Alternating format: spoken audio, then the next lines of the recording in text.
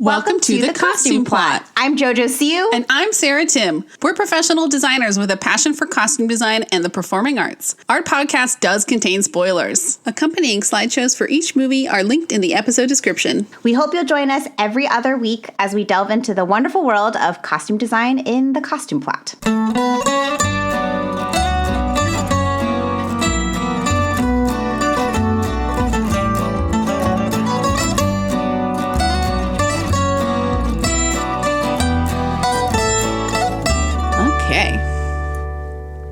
Welcome back. Welcome back to the Costume Plot.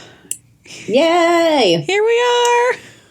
We're in, what month are we in now? We're about 6 June? months from when we started. Oh, yeah. So exciting. Oh my gosh. I should have been more specific. When was our first, I feel like our first day that we dropped all the first 5 episodes was maybe December 6th or something. So yeah, it was first or second week of December. Yeah. Happy 6 months to us. So exciting. So I guess technically it's almost 7 months. I know. Wow. Crazy. The time flies when you're having it does. Something like that. So we're re-recording this episode, sadly. Yay. Not the first time we've had to do it. Probably won't be the last. We had an audio snafu. I was doing some file transferring onto my external hard drive, and I lost the episode that we recorded. So sad day. Thankfully, I hadn't edited it yet, so I didn't at least lose an edited Do all the work and then lose it? Yeah. But here we are again, and it's okay. We make mistakes, and it's true. We're just glad that we're a very able vulnerable podcast. Thanks for listening, guys. Yeah, I mean, I don't want to pretend to be perfect. This is not an easy. I mean, it's been. Honestly, starting a podcast was not as hard as I thought it was going to be. So at least we have that. True. Very true. We've made it halfway. Yeah. Yes, these are the things that we expected to happen in a podcast. So it sure came eventually, but it came later than we expected. So that's a good thing. Yeah, I mean, we had to re-record that one Christmas one where we lost half of your audio, but other than that, we've been doing great. I think we're doing great. Yeah, I think so too, Sarah. Great job. Awesome. So let's dive in. This is going to be our second episode in a row of TV focused costuming. And we chose to do some sci-fi TV for you, which is not a genre of TV I watch a ton of, but I picked Black Mirror because it's one of my absolute favorites. Yay. It's a very dystopian show. It's about it's basically future dystopias about the way that technology could and might affect us, in the future if it keeps going the way it's going, basically. I don't know if that was a good description. That's how I see it, though. I thought that was pretty good. Thank you. Thanks. You're welcome.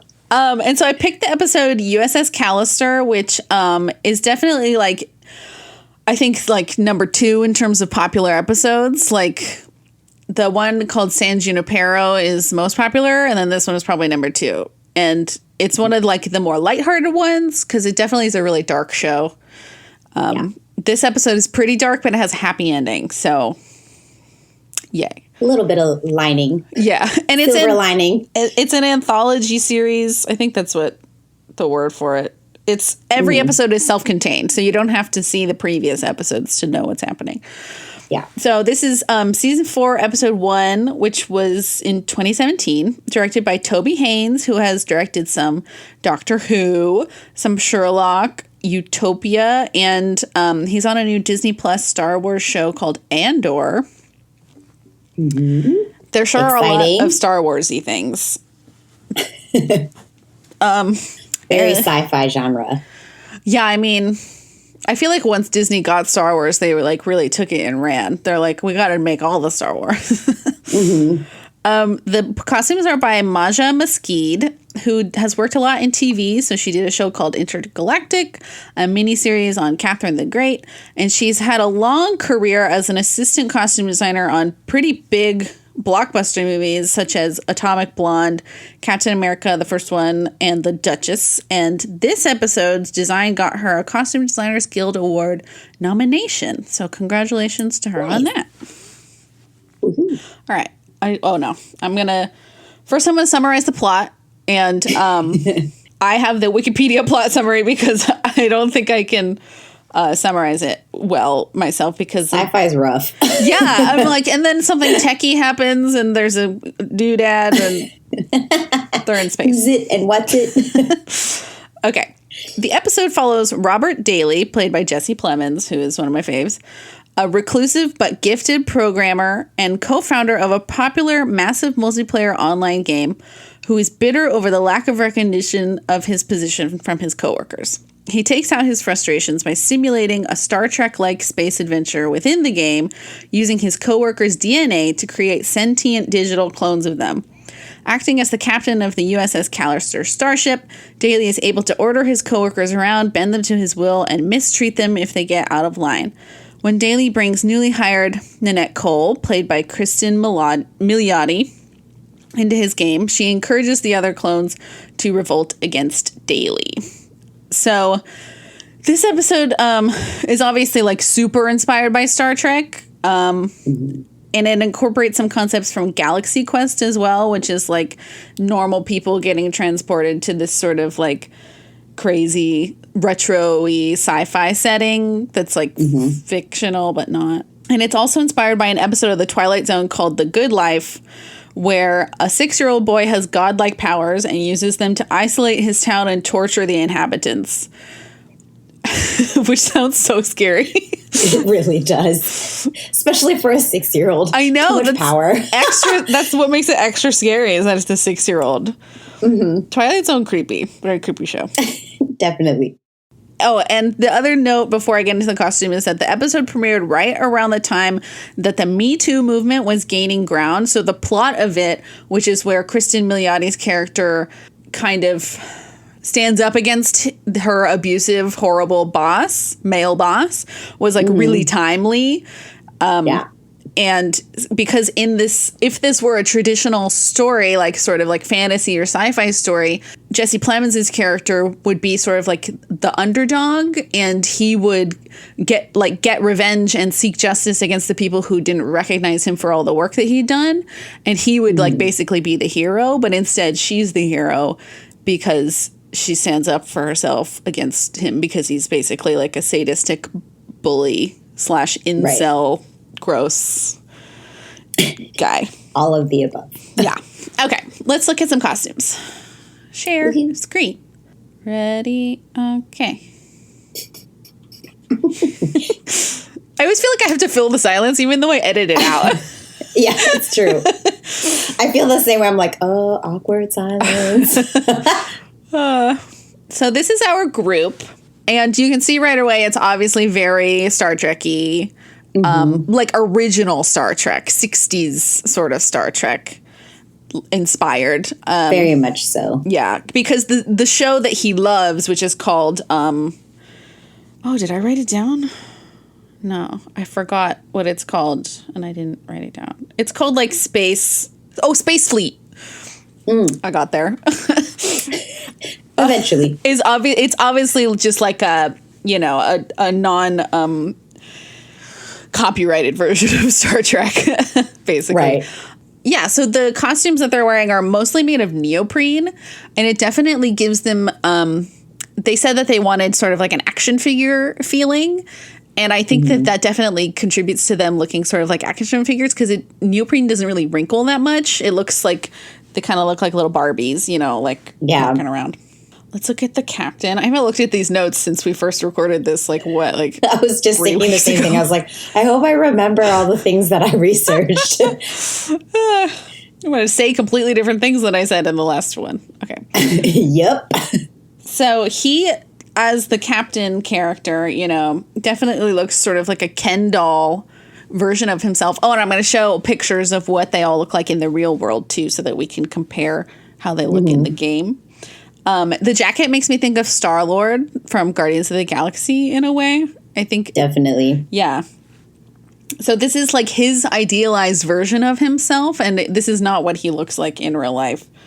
Mm-hmm. And he does, oh yeah, I wrote this in my notes. He does like a weird mid-Atlantic accent, which is apparently an homage to William Shatner's Captain Kirk, which I've never seen the original Star Trek, but yeah, I believe that they do. I'm sure Star Trek fans would be able to vouch for that.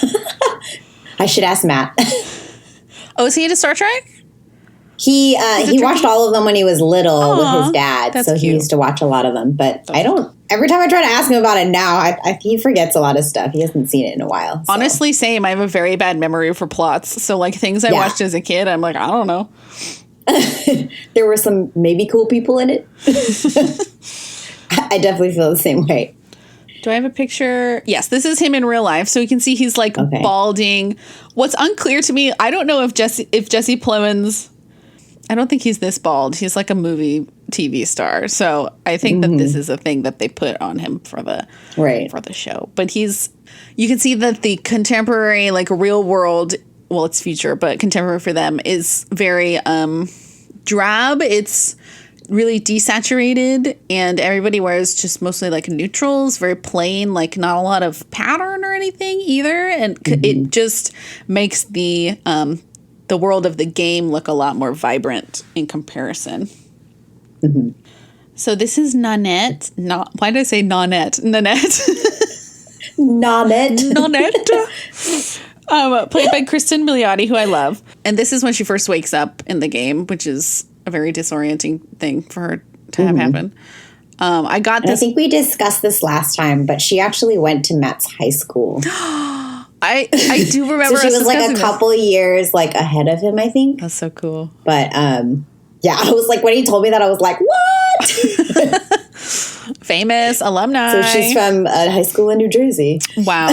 Amazing. The thing that I know of her from originally is I know that she was like a Broadway actor, but I remember it was very exciting that she got cast as the mother on How I Met Your Mother. Yes. Like we finally that's actually what we got excited about, because I think that's how he found out she was from his high school. Oh, that's funny. He started looking her up and he was like, oh wait, she went to my high school. So I was like, what? So yes, I loved her on that. I think she's great. Mm-hmm. She's also in Palm Springs, that movie with Andy Samberg. She's excellent in that as well. Oh, I don't think I've seen that one yet. It's good. It's on Hulu. Adding it to the list. So in the game, she has this amazing like 60s bouffant hair and like high go-go boots. Her costume is very sexy, and that also is like it's about I mean, that's what I assume the characters wore in the original show that this is inspired by in his brain. But it's also just like really overly sexual compared especially to like what the men are wearing. And also like, I think I mentioned this last time, but he does the thing where like if they complete a mission and kill the aliens or whatever, he kisses all of the women. Like they have to line up and kiss him, which is so gross and sexual assaulty. And not a fan of that. This is her. I got this because you can see her makeup. She has like big eyelashes on, flippy hair. Very cute. She's kind of got a very natural 60s look. Yeah, her eyes are huge. I think that really helps.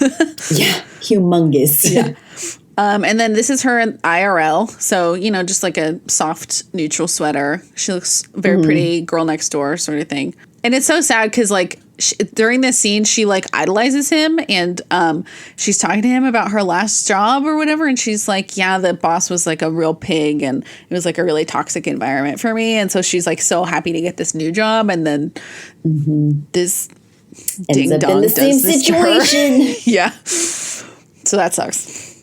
Yeah. This is Shania, played by Michaela Cole, who I also love. From Chewing Gum, and I may destroy you, I will destroy you. I don't remember. One of those. It's good though. She also has a fabulous 60s like beehive. Oh, and they said she's wearing red. So in like Star Trek tradition, as a red shirt, she is like the first one to get, quote, killed off. She doesn't actually die, but he turns her into an alien monster as a punishment. Which is what he does. He can like just like put them into an alien monster body, which is so upsetting. Oh, that's so sad. And then I think to keep my numbers low on images, this is the image I have of her in her full costume. Yeah. She's great. I love her. And I think that she's clearly based on Uhura from Star Trek. Okay. That's what she looks like to me from my limited Star Trek knowledge. I was going to say, I was like, I don't know who that is. Well, like, I would not be able to help you. She was the black girl on Star Trek, and famously, like, she kissed Captain Kirk, and it was like the first interracial kiss on TV, I think. At least on primetime TV. Yeah. So this is Shania in real life. Once again, neutral, you know, boring-ish. This is Elena, and she is blue. Her skin is blue, like an alien. And she's the only one, so that's interesting. And I pulled this picture of her makeup because I really like her alien-y makeup. I can't remember what I talked about with this, but that's all I have to say about it. I think we were trying to figure out the equivalent because there's definitely like a blue character in the Star Trek series as well. Like he's got kind of the wrinkled brain thing in the front. Yep. I don't know how else to describe that. And at her job, at the job at the tech company, she's the receptionist, and she's always just staring at her phone. And I think so. The reason why he picks these specific coworkers is because like they have all wronged him in some way. At least in his mind they have. And her, it's like she literally like never pays attention to him. And his ID card is like they never give him the right one. And she's always just like, whatever, like at having to beep him in. So that's her crime, I guess. Gotcha. Yeah. And then this is, what's this guy's name? Nate. And I think it's fun that they gave him sort of like, this is his real life, so he doesn't have hair, but they gave him sort of like a little afro, 60s afro for the game version of him. I think that's kind of fun. And then I said, he's an intern, and that's weird to me because he looks too old to be an intern. And then, because they don't know how much time is passing when they're in the game. So when Nanette comes in, he's like, I'm still an intern. Like he's been an intern this whole time, and he's really sad to hear that. Then this is Kabir, just more comparisons of real life and game version. Oh, and then this guy. Oh no, hold on. Just kidding. This is James. So he's like the co-founder of the company, and he is like the face of the company because he is like more conventionally handsome than Jesse Plemons' character, and he's also like really into, it seems like he has maybe like an eating disorder, or at least just like an obsession with keeping himself healthy and trim because he is the face of the company. Right. So here's him in real life. He's really good. This actor is good. Yeah, I do like that actor as well. His name is Jimmy Simpson. Great job, Jimmy Simpson. He's like he's pretty underrated, I feel like. You don't see him in a lot of big stuff, but the stuff that he's in, he like really does it well. He's in Westworld too. And I feel like he's an actor where you look at him and go, oh my God, I've seen him in stuff, but I don't know who he is. But he's really good. I can't remember what I've seen him in, but I just remember he was also kind of like a skeevy character in the one that I saw him in. Like the villain character. In this one, he kind of gets a redemption arc because like he realizes that he did really mistreat Robert Daly. And he basically, he redeems himself by at the end, it's like, oh, we have to, this thing got broken in the spaceship and someone has to go fix it. But like the moment it turns back on, the person who's in there will like, the fire will burn them because everything will start getting really hot and light on fire. But they can't die in the game unless Jesse Plemons kills them. So he'll basically just be like burning alive and not actually dying. Yeah. So he volunteers to be the person who does that because he feels so awful about like how he feels like some responsibility for like Robert Daly getting this bad. And that's so sad, sacrifices himself. Yeah. And then he's not at the end. He doesn't come back. Everybody else like So basically at the end, like they drive through a wormhole, which is they fly through a wormhole, which is like a bug in the game, and the bug is like being fixed, so they have to like race into it, and then they think that they're gonna die, but instead the bug just like strips off the mod of the game that Robert Daly had made of this space fleet show. So they end up just in like it's an homage. Here, I'll just show it right now. It's an homage to modern Star Trek, where it's like really utilitarian looking, and it has this like lens flare on the screen. And then they realize that they can go anywhere they want in this game and just like be happy little DNA clones inside the game and not have to worry about anything anymore. But he's not there at that last scene. So like, what, he didn't make it. He really did die, or he's just like being incinerated forever and ever. That's sad. That is really sad. So lastly, we have Billy Magnuson and I don't know his IRL character's name because it's not on this list that I wrote down. But we don't see him that much in the actual office, and so much so that I couldn't find a screen cap of him. But I like his character and his costume because it's very like Xena Warrior Princess retro 60s villain looking. It has like this really cheesy big leather belt and stuff, and he has like one like milky contact in, so he's like one white eye. And it's just very cheesy and fun. Yeah, it definitely reminds me a lot of Hercules too. Yeah, Hercules. Yeah. I think that's it. I can't remember what I talked about last time, so hopefully I covered all of it. It's okay. Remember, this also went a lot faster than we thought it was going to go. We're grateful that this, of all episodes, is one we have to re-record because it was a pretty quick one. So yeah. Yes. And the TV shows tend to like go much faster because we're, less time to talk about. Yeah. I actually started a rewatch of Black Mirror after covering it for this and being like, that's kind of the next thing I want to start watching. I've been so busy lately. I haven't had time to watch any TV, but once I go back to binging, it'll probably be the next on my list. It's great. I mean, the first episode is extremely dark. And I always say to people, like, if you feel like you don't like the show based on that first episode, give it like one or two more because, every episode is so different from each other. And if you want like happy ones, definitely start with USS Callister or San Junipero. Yeah. Those are like the two most popular ones, or the one with Miley Cyrus. Because you mentioned that. Yeah, I feel like those are really accessible, easy to watch episodes compared to some of the other ones. But I recommend. I feel like I go through kind of like phases of like sometimes I want to watch stuff that might be a little bit darker and might not necessarily end happier. Yeah. But then there's other times where I'm just like, okay, I'm not in the mood for that right now. Like I really can't handle like everything needs to go dark and doomsday. Completely. So it'll be interesting. I have to figure out what kind of mood I'm in when I start watching. There's an episode for whatever mood you may be in. True. I really like depressing that's stuff. Nice. Like I'm still watching Handmaid's Tale, and a lot of people have bailed on that.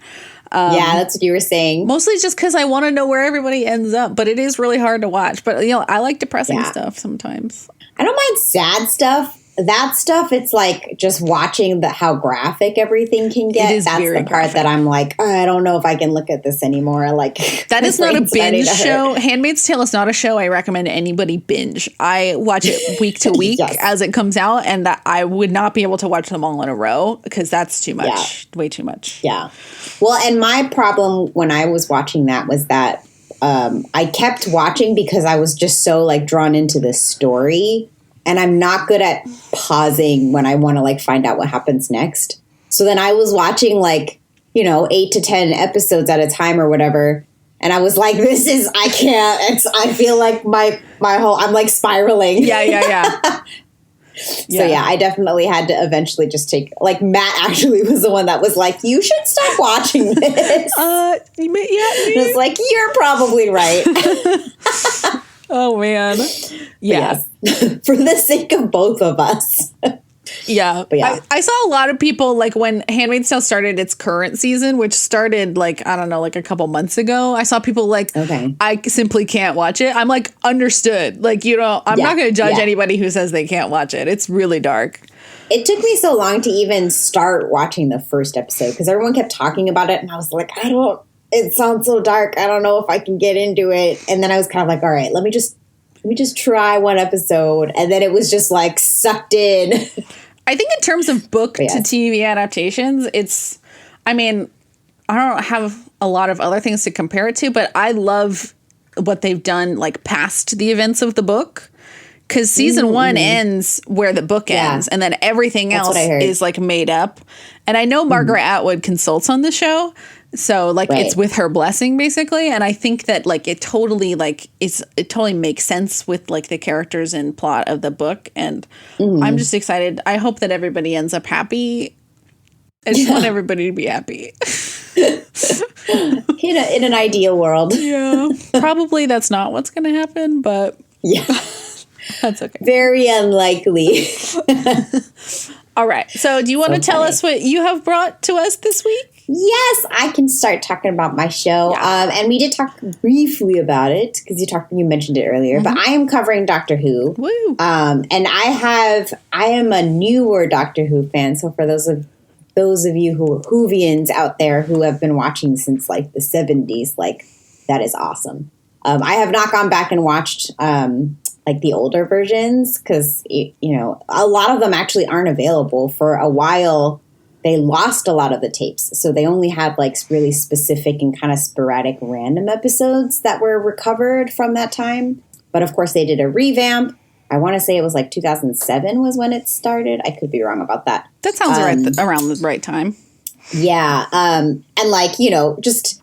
Once I started watching, most people actually don't like the first Doctor of the revamp. I really loved him, but there is definitely a lot of like really retro kind of bad. Like it's almost like we haven't had the technology yet to do everything that this sci-fi world can accomplish. Or the budget. Right, exactly. And that was that first season where I think even the first Doctor was actually a friend of the directors or like one of the producers. And he actually had no interest in being the Doctor, which is why he was only there for one season. Because he was like, well, I'm doing this as a favor. So it's just so interesting to me, like even reading the backstory and like all of the behind the scenes about the world of Doctor Who. So for those of you who don't know who Doctor Who is, basically he's kind of this time traveler. He comes from a race of aliens, I guess you could call them, who are known as Time Lords, and basically they traverse all across time and all across different universes. And most of the time, they're just traveling to kind of explore and learn and observe. But in this case, this particular Doctor, he ends up kind of inserting himself because he's often traveling the universe because he gets a call for help. So usually he's kind of going to a specific timeline or a specific location because he hears a call for help and needs to kind of figure out what it is and try to help save. It's usually humanity. So a big part of Doctor Who's storyline is that he always has some kind of a companion, usually from Earth, that he brings along with him on his travels. And particularly in the revamp series, I don't think I mentioned this the last time I talked about this episode, but he ends up actually really loving humanity, and he ends up kind of becoming sort of like the representative for Earth. So any other aliens that try to come and attack Earth have to kind of go through him. So he really has like a heart for humanity. And it's interesting because he doesn't actually, like, Time Lords don't really die. They actually like what they call regenerate. So when they are killed, rather than just passing away and like disintegrating, they actually like the time dust. This is such a bad way to explain this, but like the time dust basically causes them to kind of implode from the inside. And what happens is when they like, there's this huge like starburst or what looks like a starburst.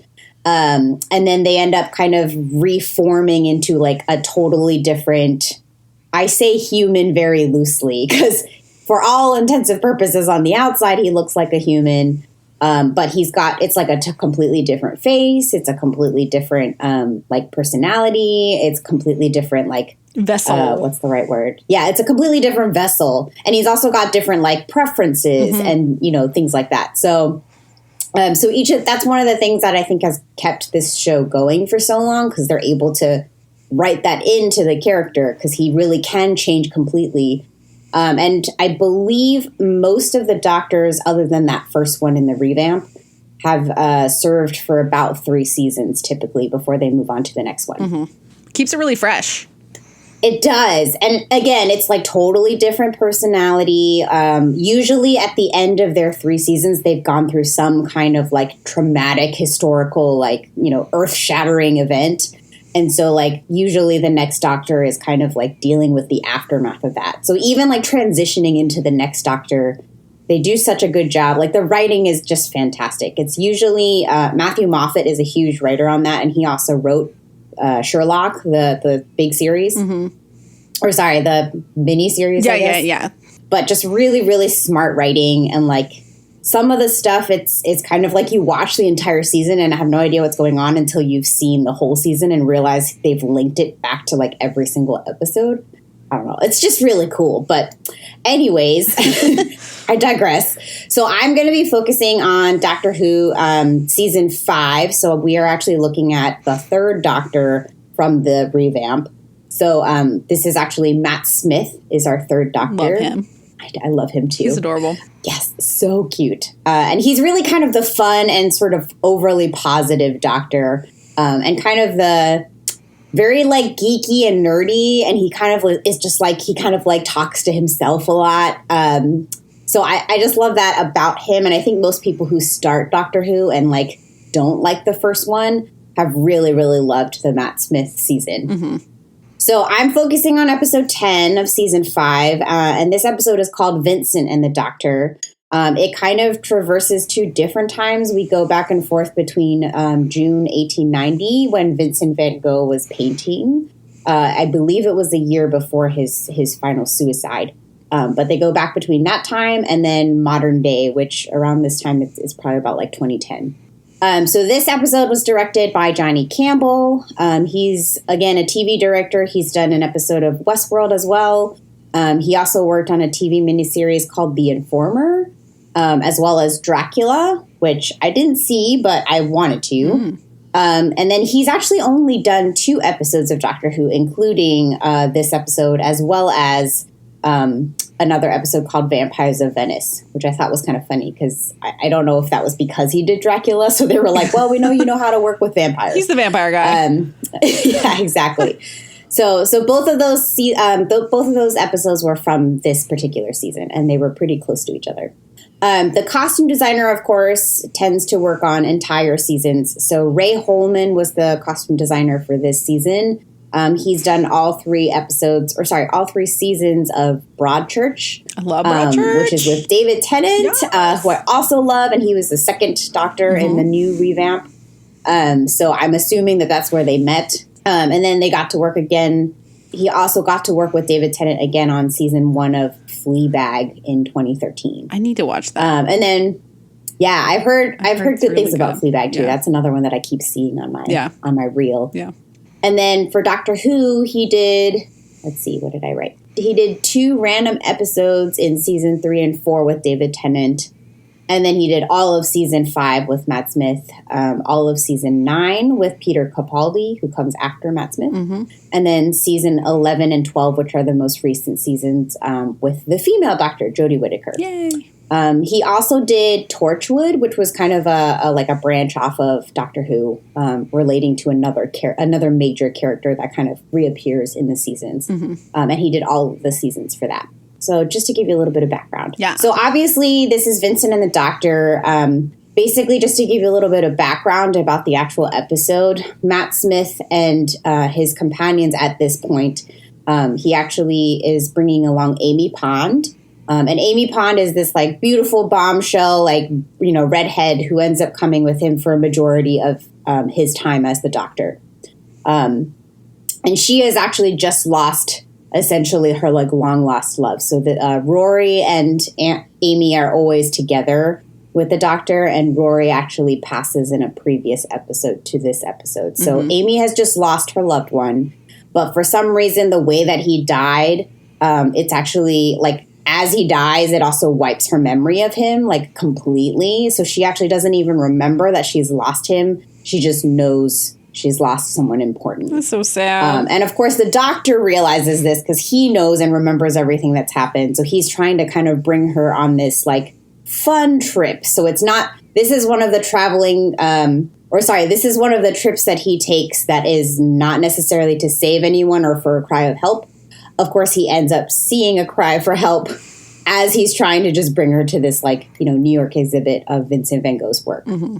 So we start off in the contemporary New York location. So I'm going to actually start with the sketch of Matt Smith. And one of the fun things about the Doctor is that he doesn't really change costume. You know, once they kind of create the look for the Doctor, he kind of stays in pretty much the same outfit. There might be a few like pieces that change, but in terms of the actual silhouette, I think a lot of what they do with the Doctor is that they kind of create this recognizable look that way that Doctor is always associated with that particular look. Yeah. And in this case, most of the Doctors in the past, starting even from the 70s, have always worn some kind of like neckwear or bow tie or you know, cravat or something. And so Ray Holman did talk about wanting this particular Doctor to be a little bit of a, I'll read the quote, he's a mixture of professor and student. He's still learning, yet he's also an authority on many, many things. So again, I think I mentioned this earlier, but Matt Smith's personality as this Doctor is very much like, I want to learn everything. He's always asking questions. He's always kind of exploring. And yet he's also gone through this horrible loss with Amy. And also in the previous season, he actually lost another loved one as well. So he's had a lot of loss at this point. Yeah. So in terms of the authority of loss, he certainly is the expert. I think it's a smart way of sort of, because I know that it's like historically been kind of a low budget show compared to maybe like a big American show. So I think that like deciding on one look for the Doctor, it serves two purposes because it becomes iconic, but then it also kind of keeps their budget down because they don't have to come up with a new thing for him every week, you know? Yeah, definitely. And the other thing I also wrote down here in my notes was there was definitely a conscious effort made to not repeat anything that previous Doctors had worn. And yet they still wanted to bring back the idea of like the bow tie accessory, because it was used as an accessory amongst older Doctors as well. So kind of a slight nod to the previous Doctors without being like overly copied. Totally. So in this case, you can see like he's always going to be wearing his kind of professor tweed blazer. And you can see some close-ups of like the fabric swatches that the costume designer used. And then he actually pulled two different patterns of two different colors of the same pattern. So the Doctor does actually change shirt colors depending on the episode. So some episodes he wore the red, in some episodes he wears the blue. I believe for this episode, he actually ends up wearing the blue shirt instead of the red. But it's interesting, like how they kind of switch back and forth. But in terms of the pattern, nothing else really changes. And then he's mostly just wearing kind of like straight pants. In this case, he's actually drawn it a little bit distressed, I should say. I think he said he had herringbone pants as well, although you don't necessarily see that when you're actually watching the episodes. Yeah. And then he puts him in these kind of like almost like combat. They're not quite combat boots. They're almost like a little Victorian, not quite as thin, but kind of that older brown lace-up boot. I love a boot. So this first scene, I really love that Bill Nighy also kind of makes a little cameo in here. Love him. And Bill is actually the museum docent that's kind of the expert on Vincent van Gogh at the very beginning of this episode. So when Matt comes in and kind of is asking him, what his expertise is on Vincent van Gogh, it's really lovely because you can tell that he just exudes this passion and like appreciation for Vincent van Gogh. And this episode, this photo actually I really love because they have this like small conversation about the bow tie. And so like Matt Smith has discovered as this Doctor that he's like really into bow ties. And that's kind of like his big thing. He's like, bow ties are cool. So he's like clearly nerding out and like such a geek about it. But he's like, every time he sees bow ties, he's like, oh, I like your bow ties. So there's this like really funny exchange between the two of them. So I wanted to put that in. Very cute. Okay, next one. So just a little more of a close up on Bill Nighy's bow tie. So then moving on. So again, this is Amy, his companion. And again, the nice thing is when they're traveling, like they're traveling with one outfit, right? So they're not really like changing clothes or anything like that. The fun thing about the TARDIS that he travels in, or his kind of traveling spaceship, for lack of a better term, is that it actually, they joke that it's always bigger on the inside and smaller on the outside. And one of the rooms he actually has is just like a closet full of different costumes for different eras. What? So there have been episodes where he actually is like, okay, we have to dress appropriately. You know, if we're going into Victorian times, we can't just show up in contemporary wear. Right. So, like, there are clothing changes throughout the episode, but it's pretty minimal for the most part. And one of the things that I wrote down in terms of notes for Amy that Ray Holman wanted to put in was that Amy can kind of wear whatever she wants, but he really wanted to focus on the fact that she is an individual. She can think for herself. She knows what suits her and what she feels good in. And so she actually starts off this season when you're first introduced to her as a kissogram. So like it's kind of, you know, like you do a little singing dance like for Valentine's Day kind of thing. And so she's dressed in this kind of very risque outfit. So it's just kind of this funny thing that she's ended up on this TARDIS traveling the space world. But she's always wearing like the mini skirts and kind of like the low cut T-shirts. Everything is very fitted on her and it's very flattering on her because she knows what she looks good in. But I also love that Ray always includes some level or some color of red to kind of just bring out her red hair as well. I think redheads look so good in red. They definitely do. And it's cool because like you can kind of, you don't have to do like the same exact color of red. It's almost better that you're doing kind of different shades. Yeah. And in this case, like, you know, even the blue in contrast to her orange hair is so fantastic. So I think he just made some really smart choices. Like she's pretty much wearing the pea coat the entire time. And then she's got these kind of slouchy black, like calf high boots that she's walking in the whole time. Okay, so one thing I will say, I had a couple quotes from Ray that I wanted to include. The choice of actor is extremely important to the character portrayed, and the costume is the thing you identify them by. Shoes are really important because they determine the way a character walks. Hopefully, though, the actor will always prevail above the costume, and the costume will simply enhance the character qualities that the actor brings to the screen.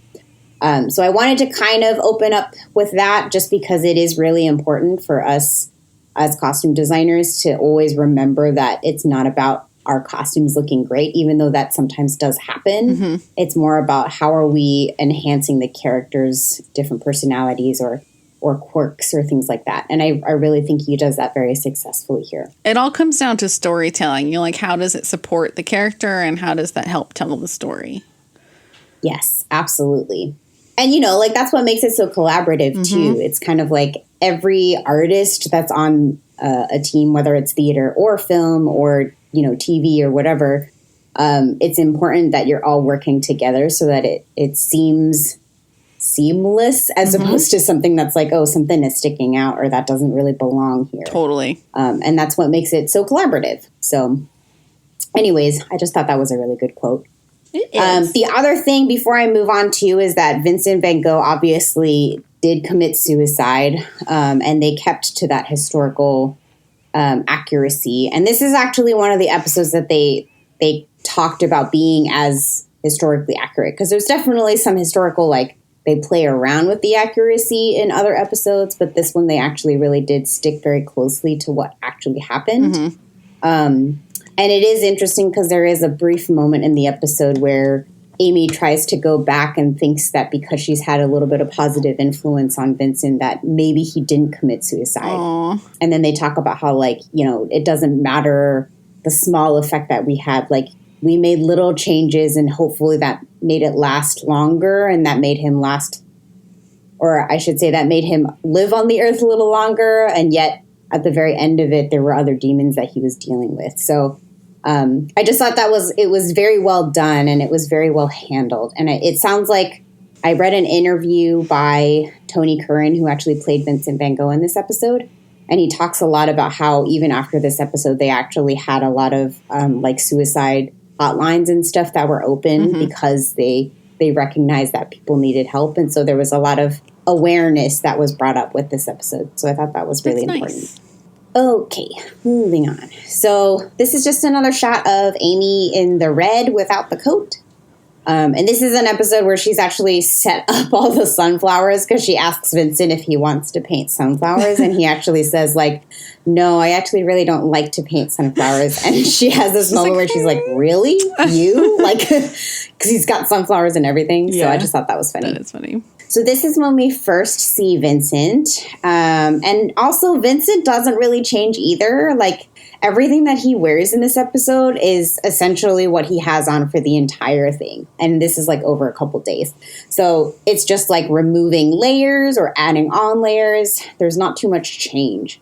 So you can see here, everything is, you know, obviously he's not received well. This is early in his career, and pretty much his entire career and his entire life was characterized by people really not liking him or his work. He was kind of seen as a drunk. He didn't really take anything seriously. He never settled up his debts. He was always in debt. So you can see that kind of characterized in his costume as well. Like, he's got this really kind of down and dowdy looking blazer. And then just all the layers too, just sort of showing how much he kind of covers himself and doesn't allow his vulnerabilities to really show in public. Okay, so this is all of his layers removed. And this is when he's back in his home with Amy and the doctor. And I did want to show that, like, I love that this moment is also when he's really becoming vulnerable with them, because he realizes the doctor is there to help him. Because the reason the doctor ends up coming back to this time is because he actually sees what basically looks like a giant space monster or like alien in the very famous church that Vincent paints. And so obviously that is not in the actual painting. So he's like, that's not right. I need to go back and figure out what happened. Yeah. So they go back to the time before he paints that church to try and find out who this space monster is. So this is, you know, obviously he's told them who the space monster is. He's actually the only one who can see the space monster. But I love that the way that the costume designer has reflected what's happening in the story is that he's also stripped him of all of that extra baggage, because now he's finally opened up to someone who doesn't think he's crazy. Yeah, just another shot. You know, he's just wearing like brown, you know, high-waist pants, and he's got little suspenders here. But I love that he's just essentially wearing like this kind of open Henley, and then he's got his socks on. So this is when he's waking up in his house. And what they did with even the set decoration, I just love, because clearly the production design for this was really meticulous about making sure things looked like his actual house, and all the locations that he painted looked exactly like the things that he painted. So I think they did a really good job. It's really cool because it has sort of like a sun bleached quality, which I think a lot of his work has. Like almost washed out colors, but really warm looking. Yeah, and you can totally see that in the set. Almost like a kind of dusty sunlight. Yes, yes. Yeah. Exactly. Yeah, they did a really good job. Totally. So, of course, this is when he's about to go paint the church. And again, he's in the same exact outfit, but now he's added like that trench coat layer. And it's clearly a coat that he's owned for a very long time. And yet it's like his I'm going on an adventure coat. And like the costume designer has definitely chosen this moment to add that extra layer. Which, again, was, I think, very, very well timed, very appropriate for this. And he always carries around this little straw hat, which is in his painting, again, of himself, like his self-portrait. So, like, really, the costume designer and the production designer just took a lot of care to make sure things were as accurate as possible, or at least as close to his paintings as possible, right, while still giving and evoking that feeling of his paintings. So I really loved that. Me too. Doctor and Amy haven't really changed, so not too much to say about that. Just another close-up shot. And again, just to kind of show some of the texture that was on this trench coat. So we're not just seeing, it's not just like a plain brown trench coat. It's clearly got a lot of texture and character. And even the way like he's kind of worn in the lapels and like really distressed and made it look dirty. Like Vincent has clearly been sleeping in this thing like multiple nights in multiple places. So yes, I just love that. And even having some of his paint. Some paint, yeah, I was going to say that. As well. Yeah, they really, I don't know, so whoever the craft person was on this coat must have had so much fun trying to be like, okay, where would Vincent have painted this? Or like, what would he have touched after he touched his easel? Yeah, like, yeah. So yeah. So this was obviously like a kind of photoshopped version of Vincent van Gogh. But one of the things that I really love about this episode is that Matt and Amy actually end up, after they defeat the monster, after they figure out what it wants, after they end up actually killing it, but they realize that it actually wasn't as evil as what they thought initially. So there is a little bit of like a sadness and kind of a memorial to the alien, space alien.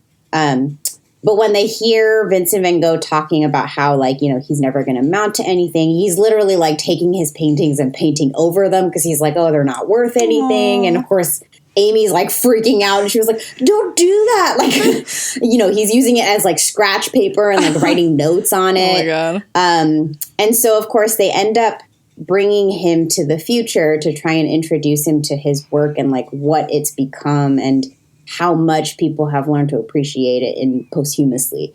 And so, of course, this is his like nicest outfit. So Matt Smith actually ends up surprising him and just says, wear your best outfit. We're going to take you somewhere. And so this is his best outfit. Like he's clearly got like, the one clean shirt that he owns. Mm-hmm. And I love that it's kind of very simple. It doesn't even have the lapels on it. So it really does kind of expose the neck a little bit more. Again, a little bit more vulnerable in the color. And then he's got this really beautifully warm 3-piece brown kind of cord suit. Mm-hmm. I think it's cord. And I love how like simple that is. And yet it's got a little bit of that warmth that kind of brings out his red hair as well. Yeah, like chocolatey. Yeah. I don't know if there's another picture of him, but I tried to get more pictures and I couldn't find a lot of pictures of his actual like full length costume. Mm-hmm. So of course he ends up going to the future and he kind of overhears Bill Nighy, and this is him at the very end. And Matt Smith does this thing where he sort of asks him like, well, what do you think of Vincent van Gogh? Like, what do you think of his work?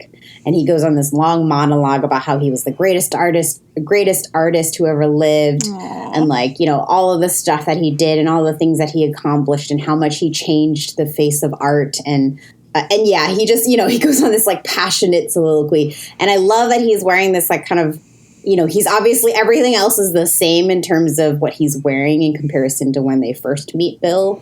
But then he's like changed his bow tie. So I just thought it was kind of funny that he's like literally not changing anything else except for like he clearly pays attention to his accessories. Mm-hmm. And of course, this is when Vincent overhears all of that and like so really sweet. Just kind of breaks down in tears and is sort of like, this is what my work has done, So yeah, it's just, I don't know. It's a really heartwarming episode and I really loved that.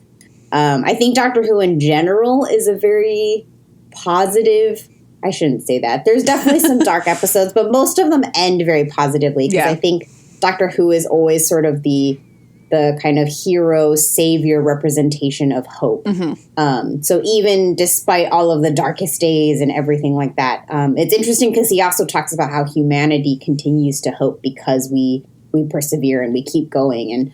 And that's what he's so fascinated by and why he keeps coming back to save humanity. Aww. So there's definitely a very positive message to Doctor Who, which I really love. And then the last couple of pictures that I included are just some of the ways that the production designer has really recreated Vincent's artwork. So this is the cafe. Let's see, I labeled it. Let's see if I can remember. The Maids in the Cafe Terrace, I believe, is the name of the painting. And so this is how they recreated it. And you can see like the maids and the tables are all kind of in the same position. That same kind of warmthness that you were talking about, I think, in his paintings is definitely apparent here as well. He could paint like similar to Monet, where like the light is so like specific and you can like almost feel the warmth of the light from the painting. I just love that. Yeah, it's like that plein air painting where they were like really outside and just capturing and doing multiples of like the same thing to just try and figure out how to get that light in the painting. Yeah. And then just some really quick, like, historical period costumes. These are the two maids that are outside of the cafe when we first meet Vincent. And I just love how they've clearly shown, you know, how different sizes can wear the same thing. And then like just this little accessory that the one in the back has adopted to give even just the smallest differentiation of personality. Yeah. Okay. And then, so one thing I forgot to mention way back is that Vincent's ability to see this space alien actually gets him in quite a bit of trouble with the town. So in addition to them already hating him for like, you know, eating out and drinking and being the town drunkard and not paying his debts, they also are blaming him a lot for a lot of the deaths that have been happening in this town, which are actually caused by the space alien. But because he is the only one who can see the space alien, they start blaming him for it. So this was just like a quick procession. And again, it's like a 2-second scene. Yeah. But I wanted to show some of the other townspeople that they included in here. And just, you know, the different varying levels of black that they're able to combine to show the widower who's lost her, I believe it's her daughter who ends up getting killed by the monster. But it's also interesting to me that the husband here does not have black as his mourning outfit, that he's just wearing like kind of grays and greens and a lot of earth tones. Yeah. I love that he's got this like really lavender purple. It's such an interesting like color contrast to me in this scene. So yeah, I wonder what the story is there, like what they decided the story is for why he's not. Yeah, exactly. Because actually all the pallbearers that are carrying the coffin are all wearing black as well. So I don't know if it's like he just didn't own black because this is the first death or something, or I don't know what. Yeah. But anyways, I would be curious to ask Ray Holman what that choice was about. And that's the last one. Yay! So yeah, that's Doctor Who. Again, any of the episodes, technically there is a storyline, but you could watch a random episode and still kind of understand what's going on because he has such different adventures each time. Yeah, it's sort of monster of the week almost, like... Yeah, a little bit. Episodic. I mean, if you're trying to understand more of the story arc of the actual Doctor, then you probably should watch at least in order. But I know people have Matt started right on Matt Smith and had no idea what had happened before that, and then went back to watch like the 9th Doctor. Yeah. So yeah, it's definitely one of those. It's definitely one of those things where you have to kind of at least know what's going on, like where he comes from initially to be able to watch a random episode. But once you understand, like, the Time Lords and that whole universe, you can easily kind of just get sucked into a random episode. Yeah, totally. Great job. Yeah. Thank you. I'm glad the re-recording went so easy and smoothly. Me too. If this one doesn't save, I'm just going to, I don't know, I'm just going to go crawl in a hole. Quit. So funny. Well, yes, I'm glad that we're able to submit another episode. Me too. We hope. I'm sure in the future there will be one like really bad week where we're just going to have to be like, sorry, guys. Yeah, I said, I was like, we're taking a break. It's not the end of the world if we have to skip an episode. It wouldn't be the end of the world, but we don't want to disappoint our listeners. Also, I really liked our picks for this one, so yeah, I hope that our listeners was definitely do too. A good one. Yeah. Yeah. Woohoo. Well, thank you guys for listening. Hope you enjoyed this episode, and hopefully it spurs you to go and watch more sci-fi TV. Yeah. Watch TV. Or check out these shows if you haven't. Totally. I heartily recommend Black Mirror if you're looking to be depressed. Sometimes that's what we want to do. Yeah. So yes, thank you for joining us. And as usual, if you have any comments or questions, please don't hesitate to contact us. Yeah. We love hearing from you guys. We don't get a ton of messages, but we always like to respond, and we're usually pretty good about responding back to you guys. We are. Sometimes we respond at the same time, and then the person is like, whoa, what's happening? Because it gives us both a notification on I just got like 20 messages from the same person. Yeah. And please rate and review us on Apple Podcasts. That's like the best thing you can do to support us. You don't even have to write a review, honestly. Just hit that little 5 stars, and then you'll have rated us, and that gets us to where we need to go, you know? Yeah, definitely. Well, thanks again, and we'll see you on the next episode. See you next time. Bye-bye. Bye. Thank you for listening to The Costume Plot. You can follow us on Twitter and Instagram at The Costume Plot. If you have a question, comment, or movie suggestion, you can email us at thecostumeplot@gmail.com. Our theme music is by Jesse Tim, and our artwork is by Jojo Siu. Please rate and review us wherever you listen to your podcasts.